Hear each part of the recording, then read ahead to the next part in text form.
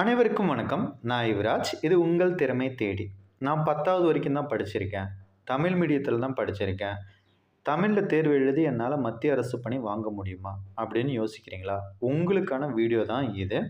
மத்திய அரசு அலுவலகங்களில் காலியாக உள்ள எம்டிஎஸ் அதாவது மல்டி டாஸ்கிங் ஸ்டாஃப் அப்படின்ற காலி பணியிடங்களுக்கும் சிபிஐசி அதாவது central board of indirect tax and customs of அலுவலகங்களிலும் சிபிஎன் அப்படின்னுவாங்க சென்ட்ரல் பியூரோ ஆஃப் நார்கோட்டிக்ஸ் அலுவலகங்களில் காலியாக உள்ள ஹவல்தார் அப்படின்ற பணியிடங்களை நிரப்புவதற்கான மத்திய பணியாளர் தேர்வு வாரியத்தின் எஸ்எஸ்சி எம்டிஎஸ் 2025ற்கான நோட்டிஃபிகேஷன் வெளியாயிருக்கு. மொத்த காலி பணியிடங்கள் 1075 என்பது ஹவல்தார் போஸ்ட்டுக்கு மட்டுமே. எம்டிஎஸ் போஸ்ட்டுக்கு கிட்டத்தட்ட 10,000 வேகன்சிக்கு மேலே இருக்கும். இதோட டீட்டெயில்டு இன்ஃபர்மேஷன் இந்த வீடியோவில் பார்க்கலாம். வீடியோக்குள்ளே போகிறதுக்கு முன்னாடி நம்ம சேனலை சப்ஸ்கிரைப் பண்ணாதவங்க சப்ஸ்கிரைப் பண்ணிங்க, பக்கத்தில் இருக்க பெல் ஐக்கானை கிளிக் பண்ணிங்க. அப்போ தான் நம்ம ரெகுலராக போஸ்ட் பண்ணுற வீடியோவோட நோட்டிஃபிகேஷன் உங்களுக்கு வரும். வாங்க வீடியோக்குள்ளே போகலாம்.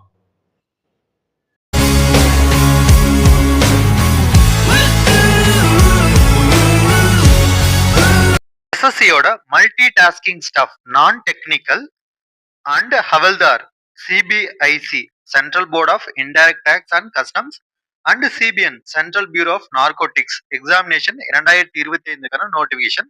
முக்கியமான நாட்கள் பார்க்கலாம்.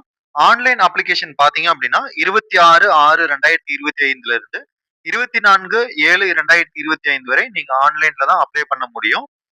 ஆன்லைன் ஃபீஸ் பேமெண்ட் பண்றதுக்கான கடைசி நாள் பாத்தீங்க அப்படின்னா 25/7/2025 வரை நீங்க ஆன்லைன்ல ஃபீஸ் பேமெண்ட் பண்ணலாம். நீங்க அப்ளிகேஷன்ல ஏதாவது தவறு செஞ்சிருந்தீங்க அப்படின்னா அதை கரெக்ஷன் பண்றதுக்கான நாள் பாத்தீங்க அப்படின்னா 29/7/2025 இருந்து 31/7/2025 வரை நீங்க ஆன்லைன்ல கரெக்ஷன் பண்ணலாம். அப்ளிகேஷன் நீங்க கரெக்ஷன் பண்ணலாம். உங்களுக்கான இதற்கான எக்ஸாமினேஷன் பாத்தீங்க அப்படின்னா கம்ப்யூட்டர் பேஸ்டு எக்ஸாமினேஷனா இருக்கும். ஆன்லைன்ல தான் நடக்கும். அதற்கான நாள் பாத்தீங்க அப்படின்னா 20 செப்டம்பர்ல இருந்து 24 அக்டோபர் வரைக்கும் டெய்லி 3 ஷிஃப்டா நடக்கும். காலையில மதியம் மாலை 3 வேளையும் உங்களுக்கான எக்ஸாம்ஸ் இருக்கும். இதற்கான வேகன்சி பாத்தீங்க அப்படின்னா எம்டிஎஸ்க்கு இன்னும் எக்ஸாக்டா தெரியல. மோர் தென் 10,000க்கு மேலதான் உங்களுக்கு வேகன்சி இருக்கும் எப்பயுமே எம்டிஎஸ்க்கு. ஹவல்தார் சிபிஐசி அண்ட் சிபிஎன்ல பாத்தீங்க அப்படின்னா 1075 வேகன்சிக்கான நோட்டிபிகேஷன் வெளியாயிருக்கு.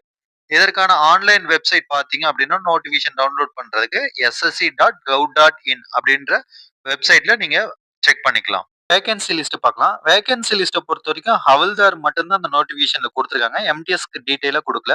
ஹவல்தாருக்கு மட்டும் பாத்தீங்க அப்படின்னா டோட்டலா 1075 வேகன்சி இருக்கு. இதுல நமக்கு சென்னையில மட்டும் எவ்வளவு வேகன்சி இருக்கு அப்படின்னு பார்க்கலாம்.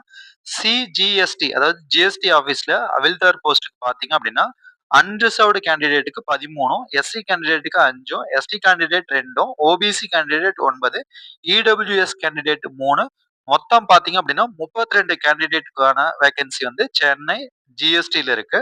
அடுத்து கஸ்டம்ஸ் ஆபீஸ்ல பாத்தீங்க அப்படின்னா அன்ரிசர்வ்டுக்கு 51 வேகன்சியும், எஸ்சி கேண்டிடேட்டுக்கு 13 வேகன்சியும், எஸ்டி கேண்டிடேட்டுக்கு 13 வேகன்சியும், ஓபிசிக்கு பாத்தீங்க அப்படின்னா 36 கேண்டிடேட் வேகன்சியும், இடபிள்யூஎஸ்க்கு 11 வேகன்சியும், மொத்தமா பாத்தீங்க அப்படின்னா 124 வேகன்சி இருக்கு. அப்ப தமிழ்நாட்டுக்கு மட்டும் ஹவல்தார் போஸ்ட் பாத்தீங்க அப்படின்னா 156 வேகன்சிக்கான நோட்டிபிகேஷன் வெளியாயிருக்கு. ஏஜ் லிமிட் இதற்கான ஏஜ் லிமிட் பாத்தீங்க அப்படின்னா 1/8/2025 அன்று 18 வயதிலிருந்து 25 வயதுக்கு உட்பட்டவராக இருத்தல் வேண்டும். எம்டிஎஸ் போஸ்டுக்கானது. அதாவது 2/8/2000 இருந்து 1/8/2007 பிறந்தவராக இருத்தல் வேண்டும்.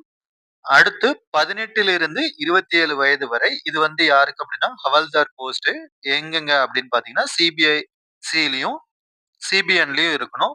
அதாவது 2/8/1998 இருந்து 1/8/2007 பிறந்தவராக இருத்தல் வேண்டும்.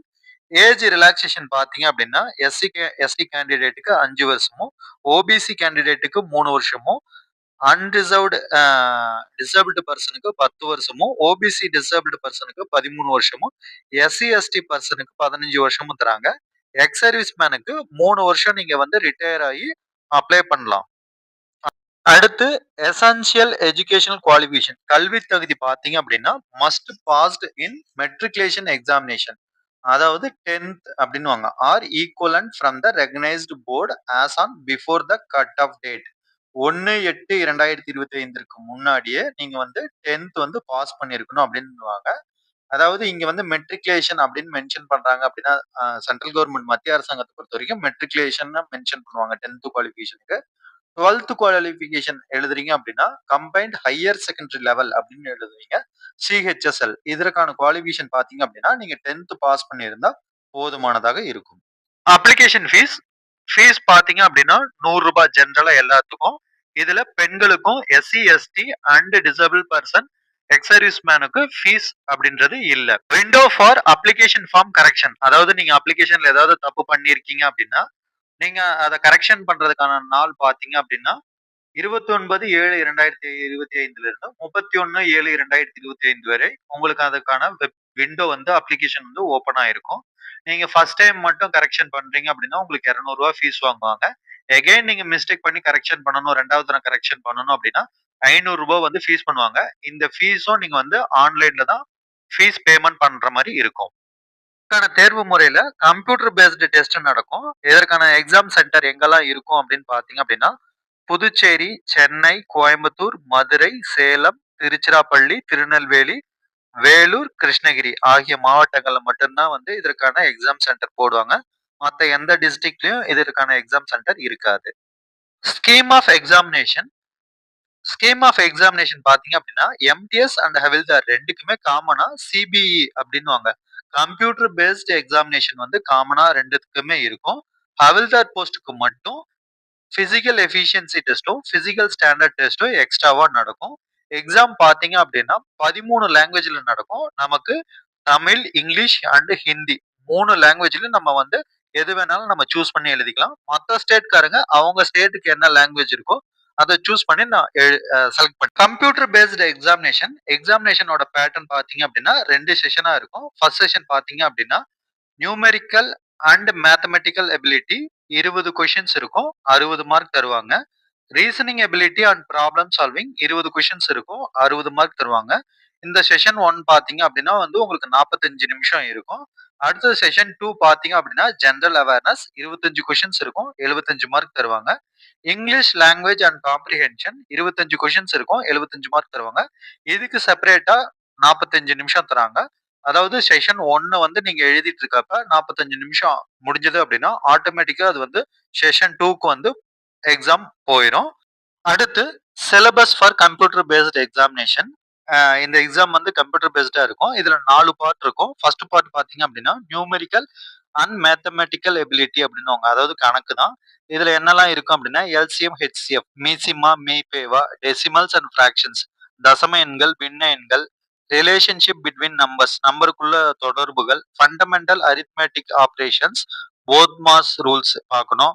பர்சன்டேஜ் சதவீதம், ratio and proportion, work and time, direct and inverse proportions, average, simple interest, compound interest, profit and loss, discount, area, perimeter, basic geometry figures, time distance and time, line and angles, interpretation, graphs and data, square and roots.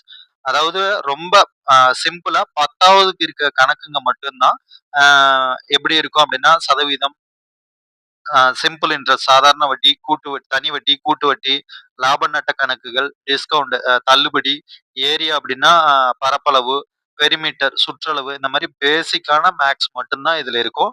அடுத்த topic பாத்தீங்க அப்படின்னா reasoning எபிலிட்டியை பொறுத்த வரைக்கும் என்னெல்லாம் இருக்கும் அப்படின்னா உங்களுக்கு alpha numeric series இருக்கும். Coding, decoding, analogy, following directions, similarities and difference, jumbling, problem solving, analysis, நான் வெர்பல் ரீசனிங் பேஸ்டு டயக்ராம்ஸ் இருக்கும். ஏஜ் கால்குலேஷன்ஸ் இருக்கும். கேலண்டர் அண்ட் கிளாக், இந்த மாதிரி பேசிக்கான ரீசனிங் மட்டும்தான் இருக்கும். அடுத்து பாத்தீங்க அப்படின்னா ஜென்ரல் அவேர்னஸ் பொறுத்த வரைக்கும் history, geography, art and culture, civics and economics இருக்கும்.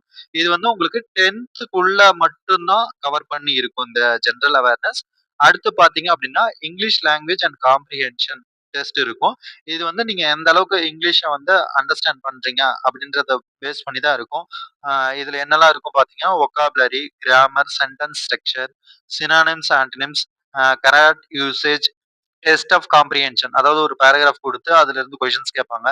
Simple paragraph may be given question based on the paragraph to be asked. அதாவது ஒரு பேராகிராஃப் குடுத்துட்டு, அதுல நீங்க என்ன புரிஞ்சுக்கிட்டீங்க அப்படின்றத கொஸ்டின்ஸ் வந்து கேட்பாங்க. இது நீங்க 6த் டூ 10த்துக்குள்ள இருக்கிற இங்கிலீஷ் பேசிக் கிராமர் படிச்சா போதும். இந்த எக்ஸாம பொறுத்தவரைக்கும் 10த் தான் ஸ்டாண்டர்ட் அப்படின்றனால ரொம்ப பேசிக்கான கொஸ்டின்ஸ் தான் இருக்கும். இங்கிலீஷ் 1 தான் வந்து நீங்க படிக்க கொஞ்சம் கஷ்டமா இருக்கும். மீதி எல்லாமே ரொம்ப ஈஸியா தான் இருக்கும். அடுத்து நம்ம பிசிக்கல் எஃபிஷியன்சி டெஸ்ட் பார்க்கலாம்.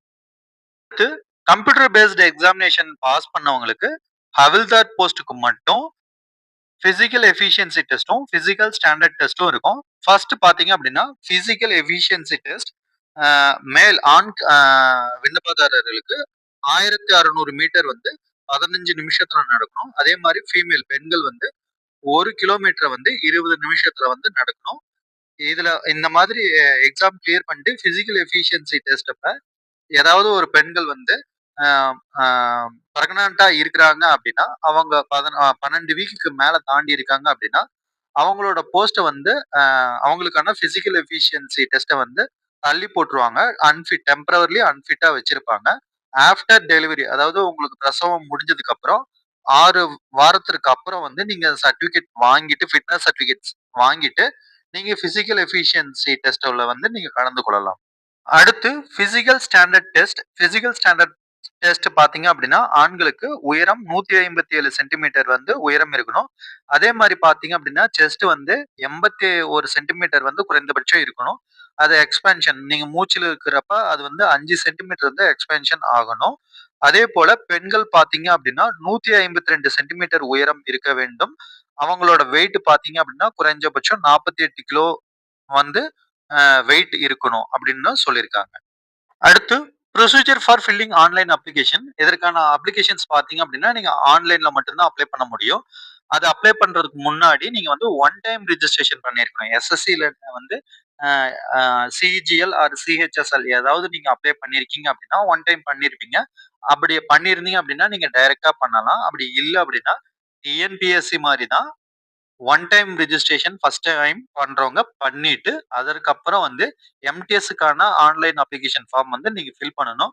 One time registration form fill பண்றதுக்கு தேவையான என்னெல்லாம் வச்சிருக்கணும் அப்படின்னு பார்த்தோம் அப்படின்னா உங்களோட mobile number, email ID verify பண்றதுக்கு இது 2 கட்டாயம் இருக்கணும். உங்களோட ஆதார் கார்டு கட்டாயம் வேணும். ஆதார் கார்டு இல்லை அப்படின்னா voter ID, PAN card, passport or driving licence, school or college ID card, employee ID card இது ஏதோ ஒன்று நீங்க வச்சிருக்கணும். 10th நீங்க படிச்சதோட roll number, year of passing, matriculation லெவல்ல இருக்கிறத நீங்க வச்சிருக்கணும். டிசபிள்டு பர்சன் அதுக்கான சர்டிபிகேட் ஏதாவது வச்சிருந்தீங்க அப்படின்னா அதை வச்சு நீங்க வந்து ஒன் டைம் ரிஜிஸ்ட்ரேஷன் பண்ணலாம். ஒன் டைம் ரிஜிஸ்ட்ரேஷன் ஆல்ரெடி பண்ணிருக்கீங்க அப்படின்னா லாகின் பண்ணி அதை எஸ்எஸ்சி பேஜ் ssc.gov.in அப்படின்ற பேஜ்ல லாகின் பண்ணி நீங்க வந்து புதுசா எம்டிஎஸ்க்கான அப்ளிகேஷன் வந்து ஃபார்ம் ஃபில் பண்ணலாம். ஒன் டைம் ரிஜிஸ்ட்ரேஷன் ப்ராசஸ்ல என்னெல்லாம் இருக்கும் அப்படின்னு பாத்தீங்கன்னா பர்சனல் டீடைல்ஸ் ஃபில் பண்ற மாதிரி இருக்கும். எப்பயுமே ஒரு மெயிலோ அல்லது ஒரு ஐடி கிரியேட் பண்றீங்க அப்படின்னா அதுக்கு உங்களுக்கு ஒரு ரோல் நம்பர் அண்ட் அதுக்கான பாஸ்வேர்டு இருக்கும். அந்த மாதிரி பாஸ்வேர்டு கிரியேஷன் ஒர்க் இருக்கும். அடிஷ்னல் டீடைல்ஸ் உங்களை பத்தின பேசிக் டீடைல்ஸ் இருக்கும். அதோட டிக்ளரேஷன் ஃபார்ம் இது 3ம் இதோட 4ம் சேர்ந்தது தான் ஒன் டைம் ரிஜிஸ்ட்ரேஷன் ப்ராசஸா இருக்கும். ssc.gov.in இதுல போய் ஒன் டைம் ரிஜிஸ்ட்ரேஷன் போனீங்க அப்படின்னா உங்களுக்கு இந்த மாதிரி பேஜ் தான் ஓப்பன் ஆகும். இதுல ஃபர்ஸ்ட் நீங்க பர்சனல் டீடைல்ஸ் கொடுக்கணும். அப்புறம் பாஸ்வேர்டு கிரியேட் பண்ணணும். அதுக்கப்புறம் அடிஷ்னல் டீடைல்ஸ் உங்களோட அட்ரஸ், எஜுகேஷன் இது எல்லாமே கொடுக்கறது அடிஷ்னல் டீடைல்ஸ்ல. டிக்ளரேஷன் நீங்க கொடுத்த டீடைல்ஸ்லாம் உண்மையானது அப்படின்னு நீங்க டிக்ளரேஷன் கொடுத்துட்டு கண்டினியூ கொடுக்கணும். இந்த வீடியோவில் எஸ்எஸ்சி எம்டிஎஸ் ரெக்ரூட்மெண்ட் ப்ராசஸ் பற்றின டீட்டெயில்டு இன்ஃபர்மேஷன் பார்த்துருப்பீங்க. உங்களுக்கு யூஸ்ஃபுல்லாக இருந்தால் லைக் பண்ணுங்கள். உங்கள் ஃபேமிலி அண்ட் ஃப்ரெண்ட்ஸ் யாராவது கவர்மெண்ட் ஜாப் ப்ரிப்பேர் பண்ணுறாங்க அப்படின்னா அவங்களுக்கு ஷேர் பண்ணுங்கள். நன்றி, வணக்கம்.